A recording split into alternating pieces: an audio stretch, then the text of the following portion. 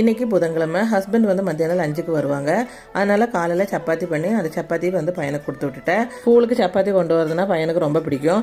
எப்போவுமே மாவு பச்சது ஃபஸ்ட்டு சப்பாத்தி ஆதிலுக்கு தான். அவன் எப்போவுமே ஒரு உருண்டை மாவை கொண்டு போய் டேபிளில் வச்சு சப்பாத்தி போட ஆரம்பிச்சிடும். சப்பாத்திக்கு இன்றைக்கி சைட் டிஷ் வந்து தால் தான். அது வந்து பாலக்கீரை போட்ட தால் இன்றைக்கி.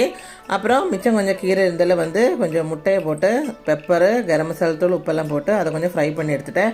இந்த ஃப்ரை வந்து கொஞ்சம் நல்லாயிருக்கும், சூடாக சாப்பிட்றதுக்கும் நல்லாயிருக்கும். இது வந்து பையனுக்கு ரொம்ப பிடிக்கும். காலையில் மீன் வந்ததுனால வாங்கிட்டேன். அயலை மீன் தான் இன்றைக்கி வாங்கினேன். அயலை மீன் வந்து எப்போவுமே 300 350 ரூபாய்க்கு தான் இங்கே வரும். இன்றைக்கி கிலோவே 150 ரூபாய்க்கு தான் வந்துச்சு. மத்தி தான் வந்து விலை கம்மியாக இருந்துச்சு. இப்போ மத்தி வந்து 350 ரூபா. இன்றைக்கி வந்து மத்தி கொஞ்சம் பெருசாக இருந்துச்சு. ஆனால் சரி நான் வாங்கலை.